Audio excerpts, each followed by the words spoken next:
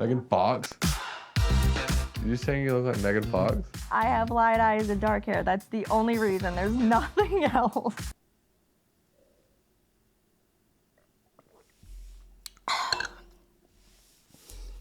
Megan Fox. Alright. Hello everybody, welcome back to my channel. My name is Queenie, for those who don't know me, reviewing Love is Blind Season 6, Episode 2. Guys, I got my nails done. Y'all like them? Anyways, before I get into it, please make sure to like this video, subscribe and hit the bell, and leave a comment down below. We're going to start with Jeremy. Jeremy has the most interesting way of spelling Jeremy. He feels like he has a big personality and he's looking for a woman who has the same. I need to be with someone who's got a big personality. You might not have noticed, but I've got a big personality. What's up, Sarah? What? I called somebody else your name. Oh no. Yeah, like, and confidently, and said it with a smile. Dishes have to be out of the sink before I go to bed. Yes! Like, absolutely not. I have 2 robot vacuums that are running 24/7. Shut up, that is so hot. Yep. I got a 4-bedroom house. I didn't know that. Well, I'm in an apartment. I mean, I'm only renting right now just because I just sold my last house. Yeah. And I don't want to buy a house right now. I would want you to comfortably feel like that is your place. We can envision like, oh, my stuff will go there, my stuff will go there, the couch would look good there. Oh yeah, this could work, let's buy that place. I was here looking for this big personality that he alleges he has. His personality is his house. His personality is his place of residence. I don't know what he's talking about. Anyways, his 2 strongest connections are Laura and Sarah Ann. He mistakenly called Laura Sarah Ann, and he lied to Laura and was like, I was just pulling your leg, but he actually wanted it to be Sarah Ann. So he's probably going to pull a Matthew and be stringing 2 women along. We'll see how that pans out for him. Amy and Johnny talk about their biggest fears, and hers is being unsure if her brother, who is on the spectrum, is going to have a full life. My main fear and like my main priority in this life until like, you know, I have kids is my brother. If something were to happen, like I would need my husband to like love my family as much as I do. He always like talks about how he wants what I have and that I might have to be a caretaker in the future. I really want to hold you right now. I wish that was the case too. From the first episode, I definitely could tell that her family, her upbringing, her personal life is going to be a big factor on whether or not she's going to be fully present in this process or with anybody, honestly. Right now, she's not the primary caretaker. I think it's their dad, but she says if anything happens to her dad, she would be the one to take over. So yeah, she just wants to be with a partner who acknowledges that and is able to also step in and help. If she can't be with somebody like that, then what's the point of them being together? I hear that, honestly. Because if you're gonna make me feel bad, or if you're gonna make it seem like it's a burden for me to be a caretaker for one of my family members, you don't need to be in my life. You can go. As of right now, I do think that Amy and Johnny are the strongest couple. It just all depends on home life. If they can jump over those hurdles, I think they're gonna make it. As we know, AD has been given the runaround by Matthew, and she opens up that she feels bamboozled by the whole situation. It's like getting like super embarrassing. Stop playing with me. And it's not like I don't want you to talk to her, but the same explicit shit where I'm sitting here crying like a fucking idiot to you. I left here like so validated and so secure, and to hear the things that she was saying, it like really messed me up. You think me proposing is like the most romantic thing ever. I would love to give you that moment. You thought you had the guy who was gonna do it, and you were sure, and then you may get to the end of this and somebody doesn't even propose. Yeah.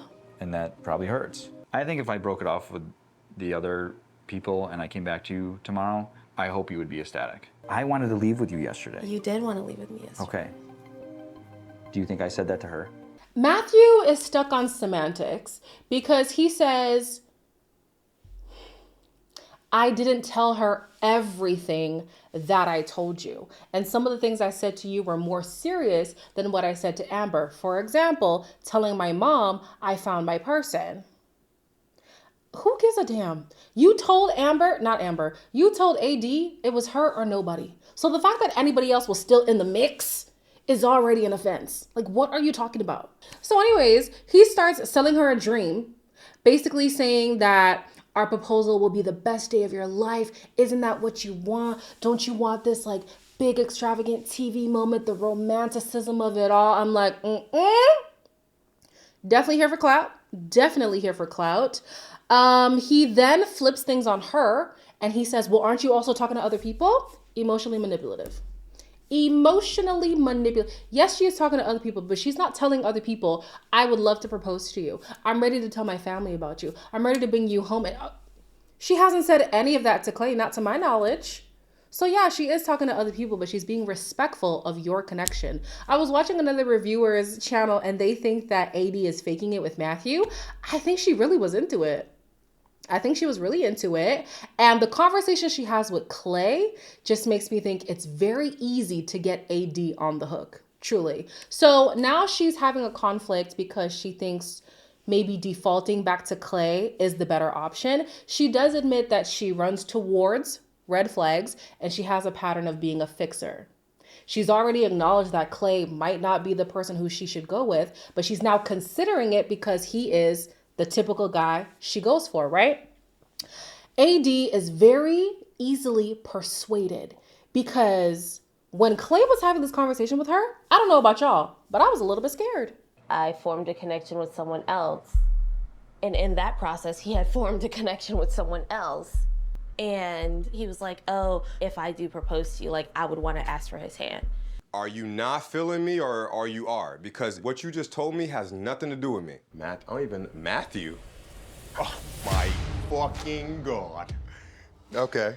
You gonna regret that shit. I'm telling you, like, 80, like, it's like my ego is like fucking with me so hard, but I'm really trying to be very understanding and work with you on this. It doesn't make me feel good. The way that Clay was pacing back and forth in this pod, I said, no.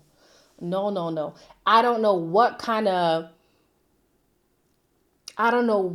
of reaction you will have whenever you're frustrated or whenever you're angry, but the pacing just made me a little bit concerned. I know that people pace, but I didn't like it. And then how he flipped it on, I'm doing a lot of this now that my nails are done, eh? I'm noticing it, it's okay. Now that, what was I gonna say? Oh yeah, he flipped it on her the same way that Matthew did. He said she's gonna regret not choosing him. He said earlier that he had an ego as well. And so in the moment I was thinking, okay, this is him maybe being vulnerable and him acknowledging the patterns that he needs to change. But I'm now starting to think that he was priming her for a moment like this. If he already tells you, hey, I have an ego. Hey, I used to be a player. I'm this kind of person. I'm that kind of person. But, you know, I'm working on it. I'm whatever. When it shows up and you've already accepted that part of him, he can fall back on, but I already told you that this is who I am. I already told you that this is how I react.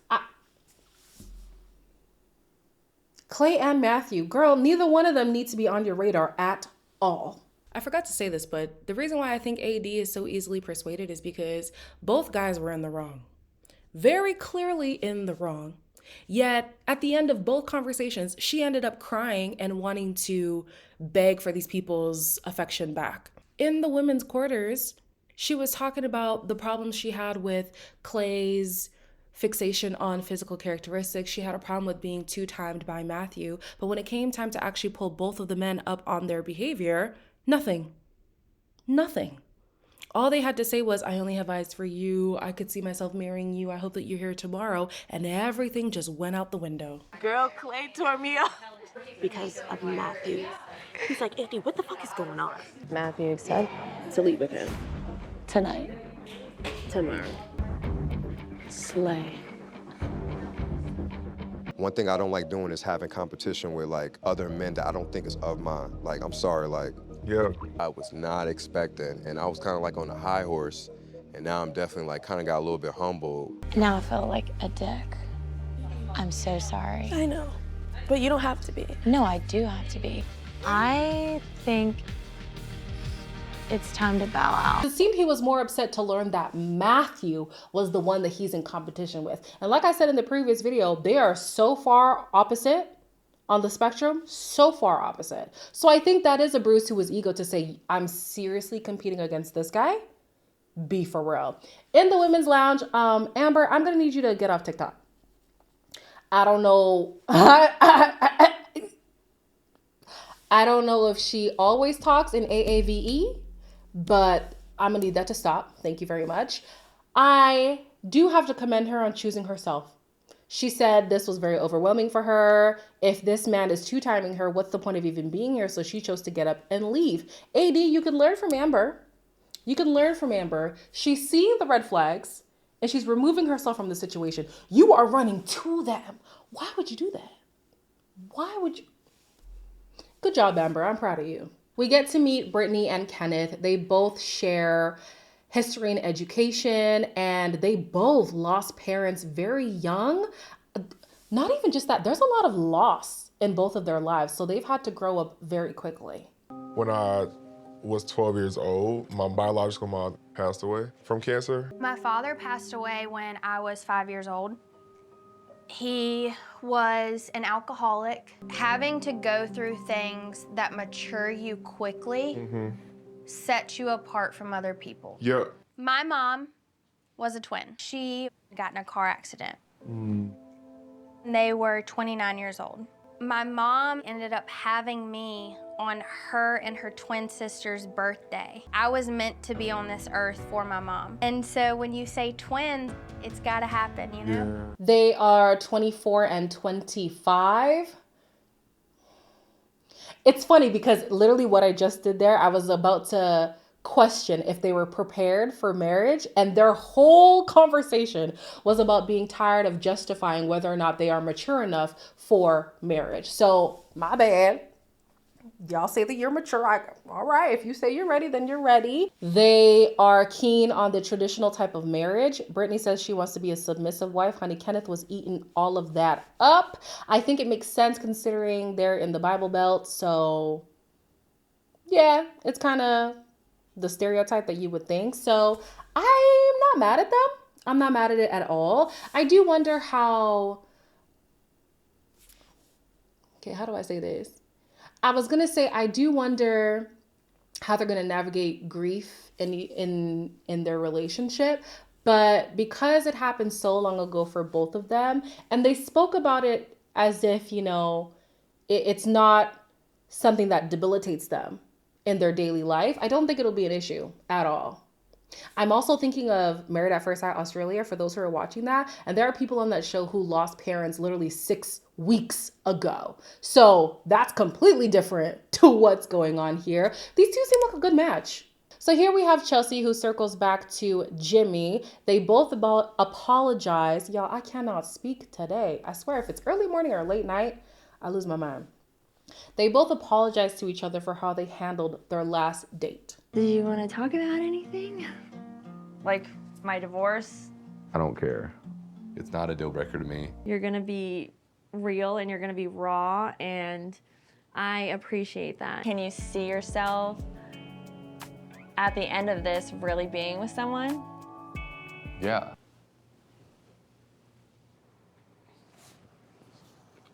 We should talk about something else. Yeah, I agree. I'm glad that she gave him the opportunity to express himself. And I'm glad that he took the time to process his feelings instead of just telling her what she wanted to hear, especially if that's not how you actually feel.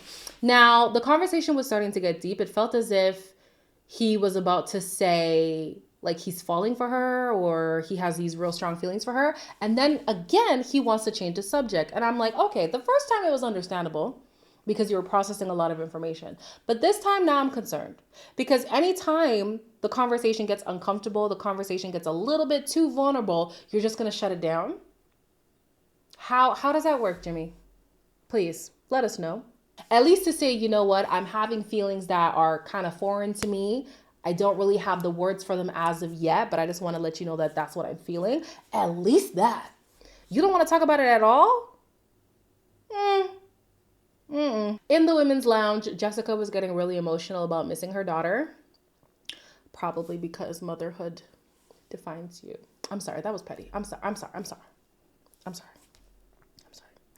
Anyways, she has a conversation with Jimmy, who has worked through his feelings. He was talking in the men's lounge about preparing himself for marriage, but not necessarily to be a dad. So that was a new element he had to work through, and he feels like he would be prepared to be a step parent. We learn through this conversation that Jimmy's eldest sister is adopted, and that really resonated with Jessica because if she wasn't adopted, she probably wouldn't have full custody of her daughter. My parents, they both were married prior, husband and wives passed away.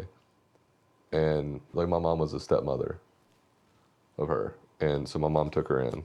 Jimmy wants to give his parents grandkids. Jessica wants to have more kids. And I don't know how many clips I'm going to put about the story, but essentially she was in foster care from the age of 6. Was it 6?